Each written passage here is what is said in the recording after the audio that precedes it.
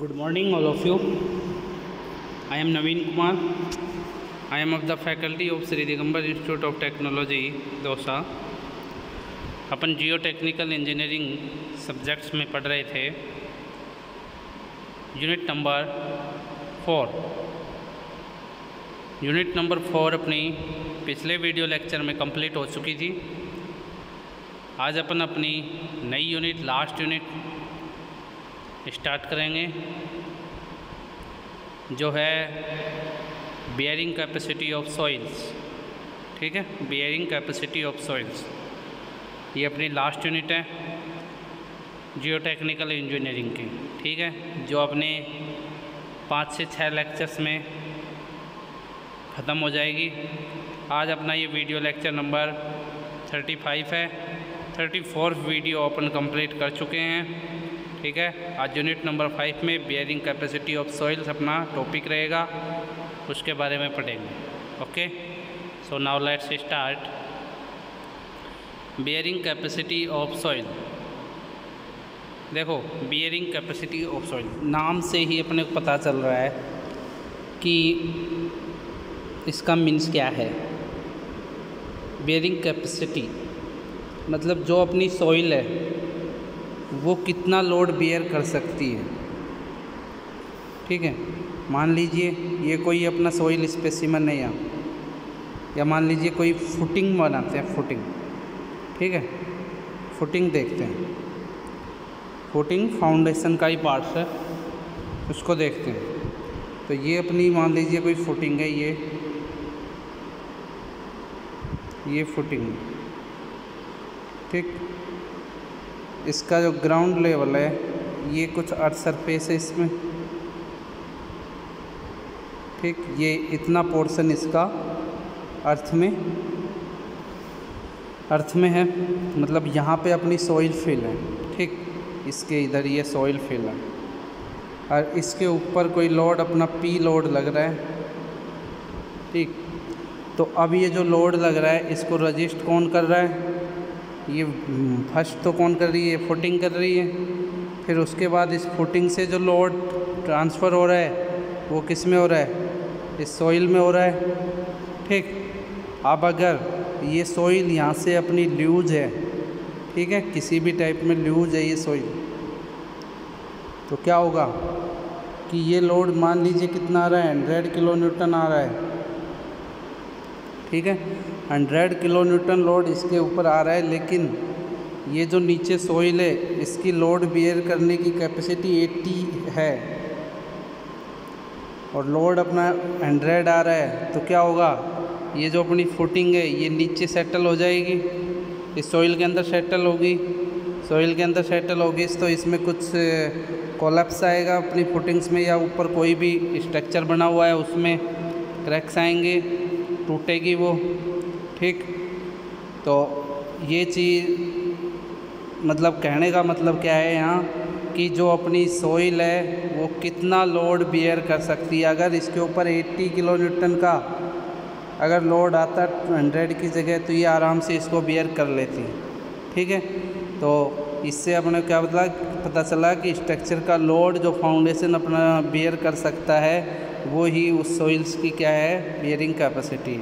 ठीक है, अब देखिए आगे इसमें क्या बताया है। और अपने को देखिए, foundation are the substructural elements which are in direct contact with the ground and transmits the load of the superstructure to the earth in such a way that neither supporting soil failed in shear nor in excessive settlement. ठीक है, क्या कहा है कि foundation के ऊपर जो सब स्ट्रक्चर का एलिमेंट्स का जो लोड आ रहा है वो लोड कहाँ डिस्ट्रीब्यूट होता है? पहले वो लोड जाता है अपनी फुटिंग या फाउंडेशन में जाता है। फाउंडेशन से फिर वो कहाँ जाता है? अपने अर्थ सरफेस में जाता है, अर्थ में जाता है।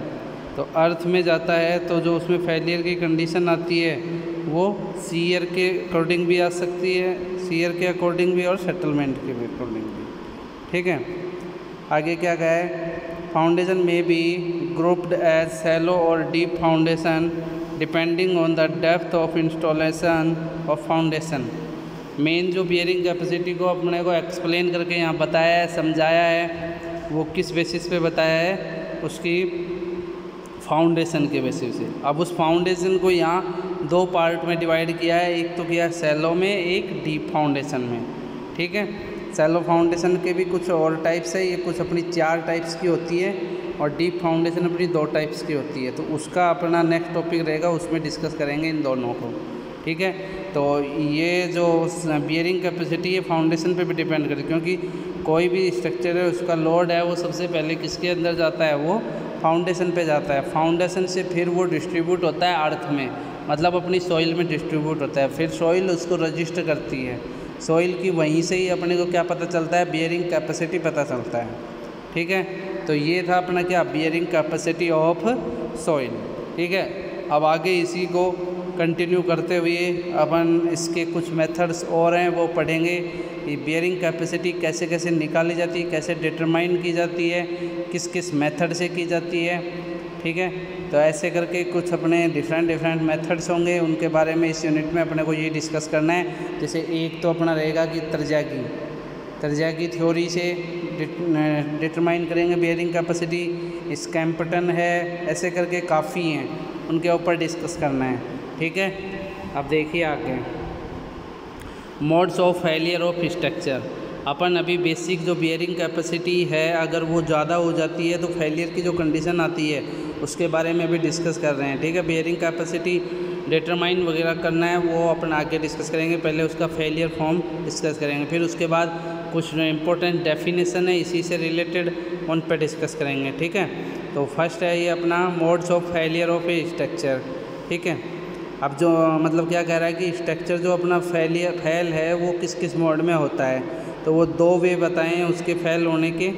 एक तो बताया failure due to shear and failure due to excessive settlement.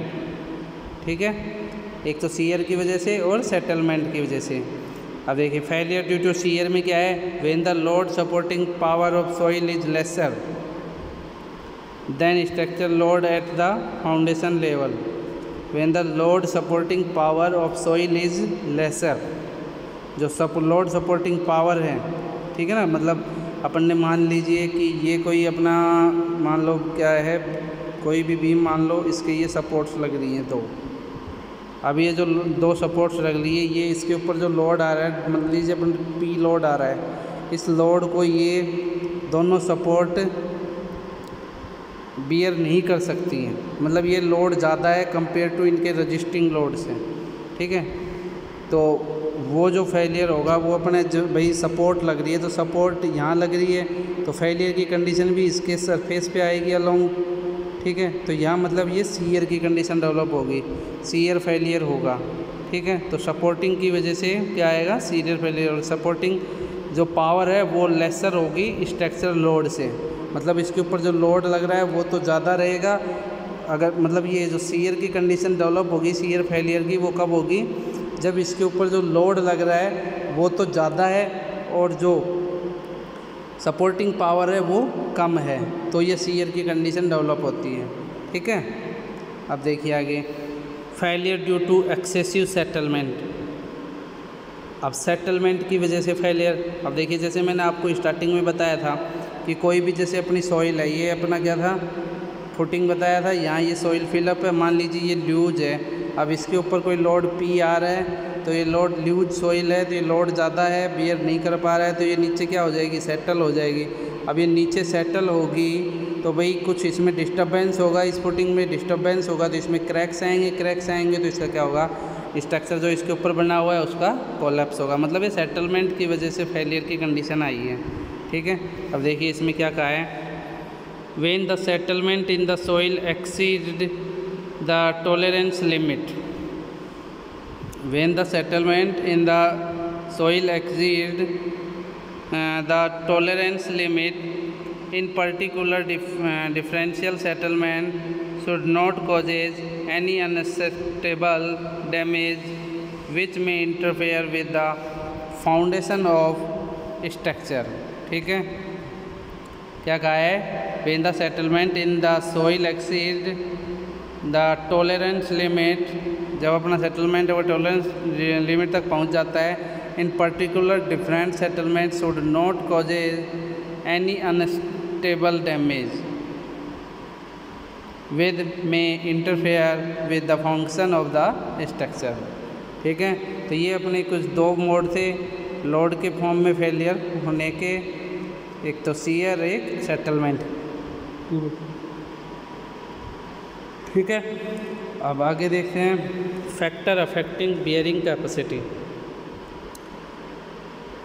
अब बियरिंग कैपेसिटी के फैक्टर अफेक्ट क्या हैं वो देखते हैं। इसमें फर्स्ट का है अपने को nature of soil, nature of soil and it's physical and engineering properties. मतलब जो इसके अफेक्ट है वो इस बियरिंग कैपेसिटी पे जो अफेक्ट डालते हैं वो क्या क्या हैं। वो सॉइल के नेचर, फर्स्ट बताया कि सॉइल का नेचर भी डिपेंड करता है। ठीक, और physical and engineering properties, physical और इंजीनियरिंग प्रॉपर्टीज़ भी डिपेंड करती है। नेचर ऑफ फाउंडेशन, फाउंडेशन का nature and other details such as the size, shape, depth and rigidity of the structure.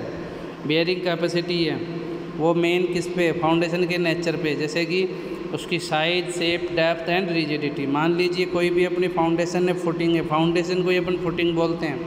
ये अपनी कोई फुटिंग है, इस फुटिंग का अगर आप नीचे से पोर्शन जो इसका ये वाला है स्लैब का, ये अगर इंक्रीज करते हो तो ये एक तरह से नीचे क्या हो जाएगा, राफ्ट फाउंडेशन के रूप में होगा, जो कि अपनी जो लूज सॉइल है ना उसकी कैपेसिटी को इंक्रीज कर देता है। ठीक है, इंक्रीज कर दे मतलब इसकी साइज अपन ने बढ़ाई तो वो बेयरिंग कैपेसिटी को भी इंक्रीज कर देता है। ठीक, नीचे वाली लूज सॉइल को सही कर देता है, वो रजिस्ट करने की कैपेसिटी लेके आता है उसके अंदर। ठीक है, शेप पे भी डिपेंड करता है। अगर ये जो फुटिंग है रेक्टेंगुलर में हो, सर्कुलर में हो, ट्रेपेजॉइडल में हो, ऐसे करके अगर इनमें होती है तब भी उसका बहुत इफेक्ट पड़ता है। ठीक है, नेक्स्ट देखिए क्या कहा है, location of the ground water table relative to the foundation level. मान लीजिए कहीं पे अपना फाउंडेशन लेवल है, फुटिंग है अपनी, फाउंडेशन कर रखा है, अगर उसके साइड में अपना ग्राउंड वाटर मतलब नज़दीक आ गया, मतलब मान लीजिए कि कुछ अपन ने डेप्थ पे डाली है अपनी फुटिंग, ठीक है, कोई भी फुटिंग डाली, अब इसको मतलब डीप फुटिंग के रूप में अगर करते हैं एक्सक्वेशन इसका, तो अगर ग्राउंड वाटर टेबल अगर आ जाता है, नज़दीक आ जाता है, तो भाई ग्राउंड वाटर टेबल के कांटेक्ट में अगर जो सॉइल है वो क्या होगी, लूज होगी, क्योंकि वहाँ मॉइस्चर ज़्यादा होंगे, तो लूज होगी, तो उसकी वजह से क्या होगा, जो अपना फाउंडेशन लेवल है वो क्रैक्स आएंगे उसमें और वो टूट सकता है सेटलमेंट की वजह से। ठीक है, आगे देखिए, नेक्स्ट है the total and differential settlement that the structure can withstand without function failure. अगर टोटल सेटलमेंट और डिफरेंशियल सेटलमेंट देखना है तो वो विदाउट एनी फंक्शन फेलियर के होता है। फिफ्थ पॉइंट है initial stress condition of the soil due to pre history और due to the existing structure near proposed foundation. Initial stress condition of the soil due to pre history और due to the existing structure near proposed foundation. ठीक है, third 6 क्या बताया है, nature and type of loading that is centric और eccentric. और जो loading की कंडीशन है वो अपनी सेंट्रिक भी और इसेंट्रिक दोनों पे डिपेंड करती है। ठीक है, मतलब सेंट्रिक इसेंट्रिक का क्या मतलब है कि मान लीजिए ये फुटिंग है, इसके ऊपर ये लोड पी है, ये सेंटर में लग रहा है, बट तो ये सेंटर में लग रहा है तो ये क्या है, अपना कंसंट्रेटेड लोड है। फिर मान लीजिए कुछ डिस्टेंस पे लग रहा है, ये साइड में अगर ये कुछ डिस्टेंस पे लग रहा है, ये तो क्या हो गया अपना सेंट्रिक पोजीशन में। अगर ये कुछ डिस्टेंस पे इसके छोर पे, इस छोर पे लग रहा है तो ये क्या होगा, इसेंट्रिक होगा, क्योंकि इसमें मोमेंट की कंडीशन डेवलप हो जाएगी। ठीक है, फिर देखिए आगे modes of shear failure that is general, local और पंचिंग शियर फेलियर। अब इसमें जो शियर फेलियर की कंडीशन आएगी वो general shear failure, punching shear failure और लोकल शियर फेलियर की आएगी। ठीक है, अब पूछोगे कि ये शियर फेलियर होते क्या हैं, ये अपने को फाउंडेशन की यूनिट में अपन शैलो फाउंडेशन अगर पूरी एक वे में यूनिट में पढ़ते हैं तो वहाँ बताया जाता है। ठीक है, मैं तो आपको थोड़ा सा बता रहा हूँ कि ये क्या है कि जनरल ये शियर फेलियर का केस तरजागी ने दिया था। तो तरजागी ने दिया था, तो तरजागी ने क्या कहा था कि मान लीजिए कि भाई कोई ये फुटिंग है, इस फुटिंग पे कोई लोड अपना पी आ रहा है। अब इस पी लोड से जो इसके नीचे सॉइल फिलअप है वो कैसे फेल होती है शियर के केस में, तो वो कुछ ऐसे होती है। ठीक है, तो ये तो अपना क्या है, एक जनरल शियर फेलियर है, जनरल शियर फेलियर। अब अगर बात लोकल शियर फेलियर की करते हैं, लोकल शियर फेलियर में क्या होता है कि जो ये सॉइल है यहाँ से मान लीजिए अपन ने ये नीचे पूरी सॉइल फिलअप थी, ये फुटिंग पे लोड आया, तो ये जो सॉइल है ये कैसे बाहर की ओर निकलती है, कुछ इस शेप में निकलती है। मान लीजिए जैसे कोई अपना रेतीला एरिया है, मतलब जहाँ पे जैसे जैसलमेर वाला है, वहाँ पे जो रेत होती है, जो सैंड होती है वो लूज कंडीशन में या मॉइस्ट वॉइड्स उसमें ज़्यादा होते हैं। तो वहाँ पे अगर तुम वहाँ पे अगर अपने पैर रखते हो, अपना पैर रखते हो खाली ऐसे ज़ोर से, तो क्या होगा, जहाँ जहाँ अपना पैर रखा है वहाँ पे वो कंप्रेस हो जाएगी नीचे की ओर सॉइल। ठीक, और उसके साइड में से कुछ सॉइल ऐसे उठी हुई निकलेगी। ठीक है, जो ये उठी हुई सॉइल निकल रही है इसी को अपन क्या कहते हैं, जनरल शियर फेलियर कहते हैं। लोकल शियर फेलियर में क्या होता है कि इसको रिमूव कर देते हैं, और पंचिंग में क्या होता है कि वो पंच होता है नीचे की ओर। ठीक है, तो वो अपना पंचिंग शियर फेलियर आ जाता है। ठीक है स्टूडेंट, तो ये था अपना फैक्टर अफेक्टिंग बियरिंग कैपेसिटी। अब कुछ इंपॉर्टेंट डेफिनेशन है, इससे रिलेटेड उनको देखते हैं। ये मान लीजिए कोई फुटिंग है अपनी डी एफ डेप्थ की, इसके ऊपर क्यू कोई लोड लग रहा है। ठीक है, देखिए इसका यूनिट वेट गामा है सॉइल्स का। देखिए फर्स्ट डेफिनेशन है ग्रॉस प्रेशर इंटेंसिटी क्यू जी। अब देखिए ग्रॉस प्रेशर इंटेंसिटी, ठीक है, ग्रॉस प्रेशर इंटेंसिटी होता क्या है, ग्रॉस प्रेशर मतलब पूरे का पूरा जो है वो पोर्शन इंक्लूड किया है, मतलब ये लोड भी इंक्लूड होगा। इस डायग्राम में देखते हैं तो ग्रॉस में, तो ग्रॉस प्रेशर में इसकी वजह से प्रेशर, और जो ये सॉइल है इसकी वजह से प्रेशर, मतलब सबका प्लस सबका आ जाता है ग्रॉस में। नेट में क्या होता है, कुछ माइनस हो जाता है। नेक्स्ट देखिए क्या कहा है इसमें, it is the total pressure at the base of foundation due to the weight of superstructure, self weight of footing and weight of the earth fill. ठीक है, सेल्फ वेट ऑफ फुटिंग का भी आएगा और weight of the earth fill का भी आएगा। ठीक, फिर है net pressure intensity Q N, it is the part of gross pressure at the base of footing which is excess to initial effective overburden pressure. ठीक है, इसमें क्या होता है नेट प्रेशर में, इसमें जो ग्रॉस प्रेशर है, जो अपना ये पूरा प्रेशर है, इसका पूरा प्रेशर लग रहा है, उसमें से इस सॉइल्स का प्रेशर अगर अपन माइनस कर देते हैं, सब्सट्रैक्ट कर देते हैं, तो वो अपना क्या निकल के आ जाता है, नेट प्रेशर इंटेंसिटी आ जाता है। जैसे कि क्यू जी माइनस गामा डी एफ, इसका यूनिट, ये जो पूरा प्रेशर निकालेंगे ये गामा इंटू डी एफ, मतलब यूनिट वेट इंटू डेप्थ से मल्टीप्लाई कर देंगे, तो ये अपना निकल के आ जाता है। फिर आता है ultimate bearing capacity Q U से, जिसको डिनोट किया है। Ultimate bearing capacity is defined as the minimum gross pressure at the base of foundation at which the soil just fails in shear. मतलब अल्टीमेट बियरिंग कैपेसिटी क्या होता है कि ultimate का नाम से पता चल रहा है कि कोई चीज़ का एक मैक्सिमम लोड पे फेल होना। ठीक है, मान लीजिए कि कोई सॉइल है उसका उसके जो बियर करने की कैपेसिटी है वो, मतलब जहाँ तक वो बिल्कुल सेफ़ रह सकता है वो है 100 किलो न्यूटन है, वहाँ तक तो ये सेफ़ है। अब अगर इसके ऊपर 110 किलो न्यूटन का जो लोड आ जाता है, मतलब ये इसकी जो है ये अल्टीमेट है। ठीक है, इस सीमा से अगर ये थोड़ा सा 111 भी होता है तो इसमें फेल हो जाएगा ये शियर के केस में।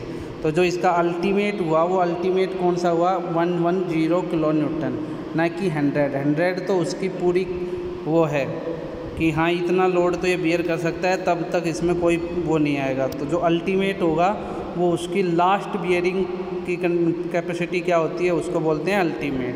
ठीक है स्टूडेंट, तो ये था अपना अल्टीमेट बियरिंग कैपेसिटी जिसको क्यू यू से डिनोट करते हैं। आगे देखिए net ultimate bearing capacity Q N U. ठीक है। अब QNU अपने को नाम से पता चल रहा है, नेट अल्टीमेट बियरिंग कैपेसिटी। जैसे यहाँ पे क्या था, नेट प्रेशर इंटेंसिटी था, तो अपनी ग्रॉस प्रेशर में से यूनिट वेट उसका माइनस कर दिया था प्रेशर। तो यहाँ पे भी क्या करेंगे कि अल्टीमेट में से वो ही गामा DF माइनस कर दो, ठीक है। तो वही अपन ने किया है। तो इसका फॉर्मूला क्या बन के आ जाता है, ये मतलब नेट का मतलब आ जाए, नेट का नाम आ जाए तो समझ लो कि उसमें से कोई चीज़ डिडक्ट होगी, ठीक है।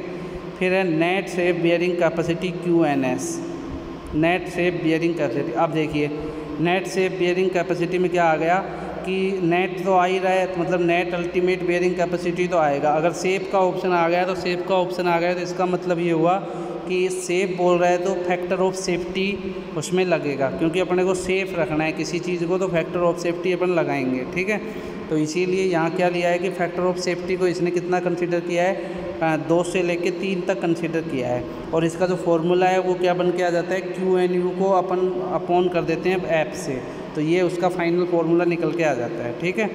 फिर देखिए शेप बियरिंग कैपेसिटी QS, मतलब शेप बियरिंग कैपेसिटी QS के केस में देखते हैं तो क्या करेंगे कि जो अपना ग्रॉस प्रेशर था उसको अपन किससे कर देंगे, फैक्टर ऑफ सेफ्टी लगा देंगे उसमें, और कुछ प्लस कर देंगे जो उसका सॉइल की वजह से आ रहा है। तो क्या निकल के आ जाता है final, QU minus sigma bar upon F plus sigma bar, ठीक है स्टूडेंट।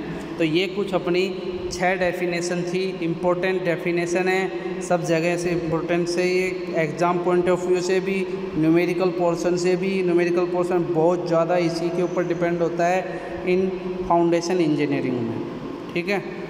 तो ये आज का अपने वीडियो था, इसमें अपन ने यही डिस्कस किया, ठीक है। आगे का जो क्लास है वो नेक्स्ट वीडियो में करते हैं। So thanks for watching my video. Okay.